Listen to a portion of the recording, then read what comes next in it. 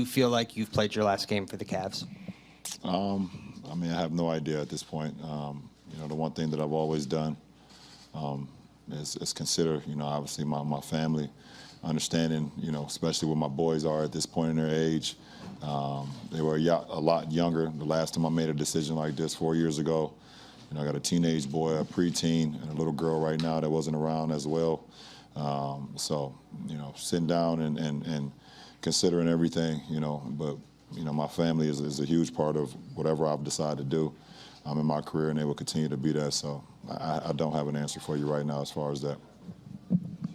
All right, so LeBron pretty candid with the media right there. And, of course, the World Cup is getting going this week. Soccer fans, it's the way to go. FanDuel. FanDuel has you covered with free and paid contests throughout the entire World Cup. Every sporting event is honestly more exciting when you play FanDuel. You can watch the sporting event and also have it on your phone as you track your scores on FanDuel. They have both free and paid contests throughout the entire World Cup. Get started right now with Soccer Pick'em. You can pick winners or pick scores. Play for free all World Cup long. We're talking about $135,000 in prizes. World Cup soccer from FanDuel. Just visit FanDuel.com/chatsports. Void where prohibited. We thank them for sponsoring the Cam Rogers Show here today. All right, let's talk about LeBron and the Lakers. Is it going to happen? So according to OddsShark, they think so. That's the latest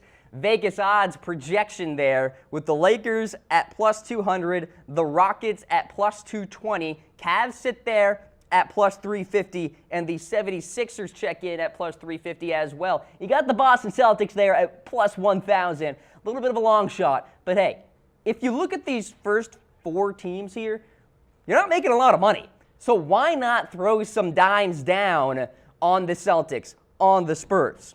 So I want to preface this LeBron James discussion with, what is the motivation? And does he prioritize winning championships? Does he prioritize family, being around those whom he loves, rebuilding a team? Does he want that kind of project type of mentality where he wants to essentially ramp up a franchise in a whole new positive direction? The New York Knicks would fall in line with that. Does he want a good place to retire? Perhaps any business interests out there? The LA Lakers make a lot of sense from many different perspectives. First of all, from a business perspective, it's LA. It's Hollywood. LeBron James has a lot of business connections out there. LeBron James has 2 houses in LA. And if you want to talk about winning and you want to talk about championships, the Lakers are not that far behind, especially if they shell out 2 maximum contracts for James and Paul George. So we're talking about LeBron, Paul George, Lonzo Ball, Brandon Ingram, a couple of young, good, solid players that LeBron James can kind of rely on as he gets older. The Lakers fit the bill.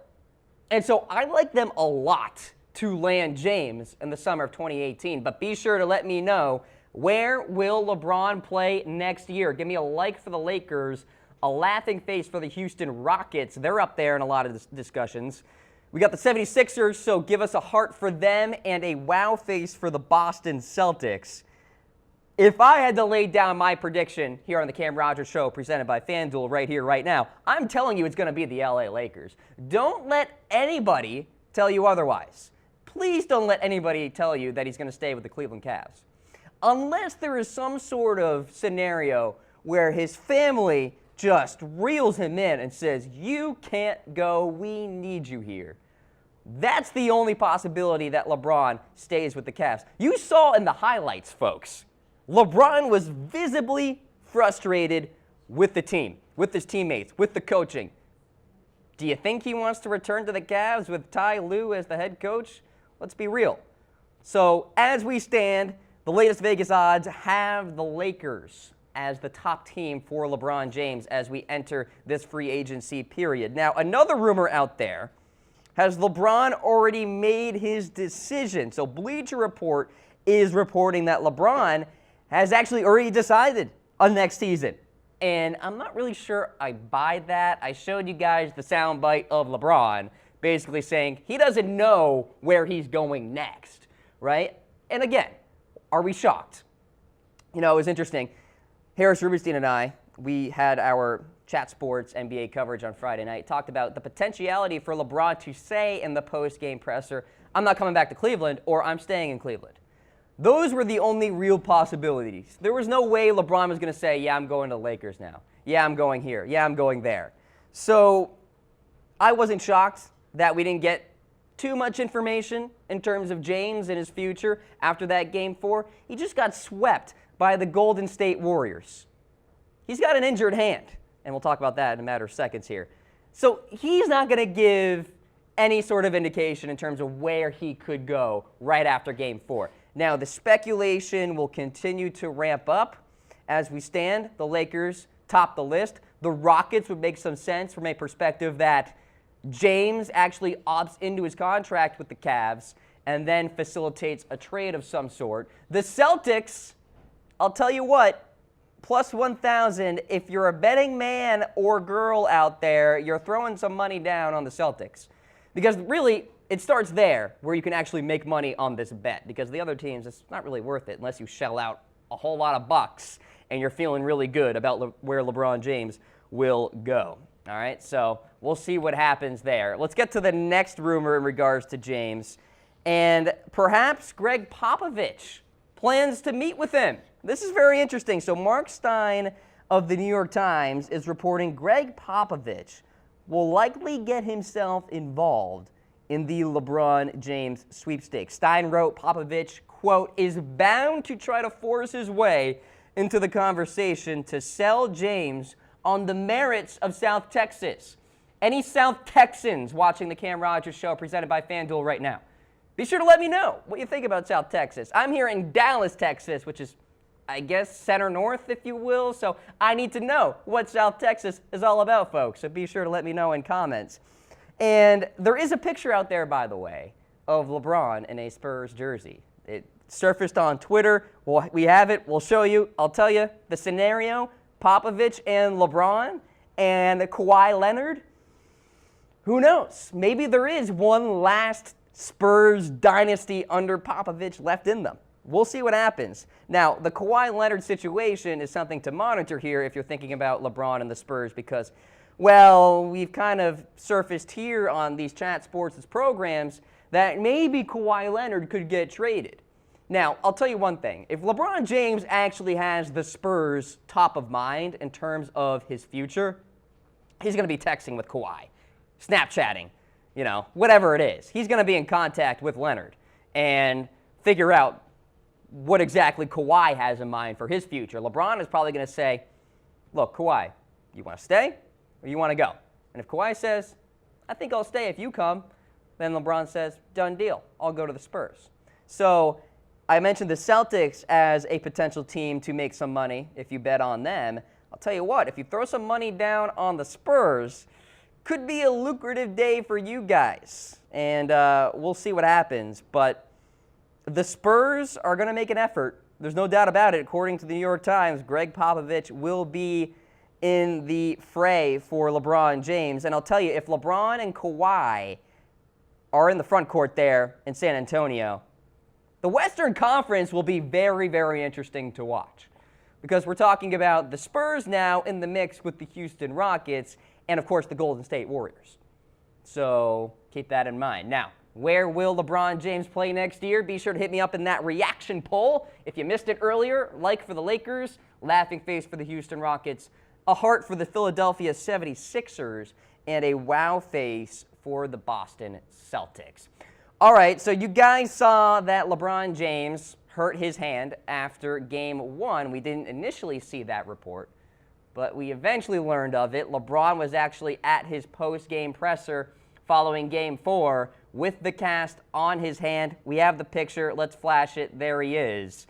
And according to USA Today, James was briefed on the latest media reports shortly before going to the podium and actually would not have warned the cast if the news media didn't report this, which is very interesting. So the story is James had suffered a hand injury after the Cavs Game 1 overtime loss back on May 31st. Of course, the whole J.R. Smith fiasco and all that. Of course, LeBron probably would have been very angry and punched a blackboard and had to get several MRIs. The first MRI couldn't even be done because his hand was swelling so much. Everybody was wondering in Game 2 and Game 3 and Game 4, why is LeBron passing the basketball so much? Well, we have our answer. LeBron James suffered a very serious hand injury, and USA Today was actually one of the first to report the story and also followed up in its reporting saying that if LeBron James was not briefed on the media talking about this hand injury, right, he would not have worn that cast to the post-game presser. So, yikes. Big-time stuff there in terms of LeBron. Hopefully he can go through the right rehab process because you need your hands in basketball, folks, in many regards. Ball handling, shooting, whatever the case may be. Now, it's a part of this what-if scenario. Would the Cavs have won the finals if LeBron didn't get hurt? Let me know in comments. I'm really curious to see what the response rate is on this. Some people will probably say, wouldn't have mattered. Look at the Cavs team. Look at the Warriors team. I think some other people might say, well, wait a minute. We're talking about a variable here in LeBron James, the greatest basketball player on the planet right now. And if he is hurt and his production goes down, well, obviously the Cavs are going to be behind the 8 ball. But if he's fully healthy and let's say they win Game 1, again, that's another what-if scenario, the Cavs could have been in this series. I had the Warriors winning in 6. I thought the Cavs would have won a couple of games there, but obviously not the case. But let me know in comments. I want to hear from you guys here on the Cam Rogers Show, presented by FanDuel. More comments flowing in, and of course, we'll show you on the broadcast. Z says no, absolutely not. And I love the profile picture there. LeBron James, and I think that's Lonzo Ball if my eyes don't deceive me. Elise chiming in, no way. Corey says excuses, excuses. Yeah, okay, so my hypothesis is correct. Everybody is essentially saying no. I mean, it wouldn't have mattered. We got Donnie chiming in, just faking it. Whoa, what a hot take that could be if that somehow surfaces on the media wires out there. We'll see what happens. Keep hitting me up, and you guys can be on the Cam Rogers Show, presented by FanDuel. All right, let's continue on with the latest NBA news and rumors. How about Chris Paul going with LeBron wherever LeBron goes? So, according to reports, Brian Windhorst, more specifically, is essentially saying, and other insiders out there, that LeBron and CP3 could be teaming up for the next team. So the first report was actually the New York Times saying to keep an eye on Chris Paul as we go throughout this free agency period. The report says, quote, don't discount the idea that James could try to bring Paul with him to a team that can afford 2 superstars, i.e. the Lakers, because he and Paul really are that close. Now, it's also possible LeBron just goes to the Rockets to join Chris Paul. Right? I talked about the scenario there where LeBron opts into his contract with the Cavs and then facilitates a trade with the Houston Rockets. LeBron goes to Houston. Look, LeBron can channel his inner Chris Paul, if you will, and just do what Chris Paul did with the LA Clippers, right? So maybe that could be a scenario. And I talk about this trade with the Rockets because that makes the most sense from a financial perspective. The Houston Rockets, if they sign LeBron James in free agency, it's going to require some salary cap magic and maneuvering a little bit. So to make it easier from a monetary perspective here, the Rockets should probably try to facilitate a trade. If Chris Paul stays there and LeBron actually wants to go to Houston, that very much is up in the air. But I'll tell you what, if LeBron goes to the Rockets, all bets are off with the Eastern Conference. Like, just ignore the Eastern Conference for the 2018-2019 season. Just ignore it. Don't even watch it. Don't even watch any of those games. 76ers, Celtics, I don't care. Because it's going to be the Rockets and it's going to be the Golden State Warriors in the Western Conference Finals. The winner of that Western Conference Finals will be the NBA Finals champion. It's a fact. So If LeBron goes to the likes of the Warriors or the Houston Rockets, there could be the argument that that would just ruin basketball altogether. And I'm not really sure what that means. Like, ruin basketball in the sense like competitiveness or just lack of intrigue in an entire conference, talking about the Eastern Conference. Maybe, I guess there's an argument there, but you're still witnessing greatness. And I want everybody to sit back and just realize that as you watch LeBron James play basketball, we may not see an individual quite like this in the sport for quite some time.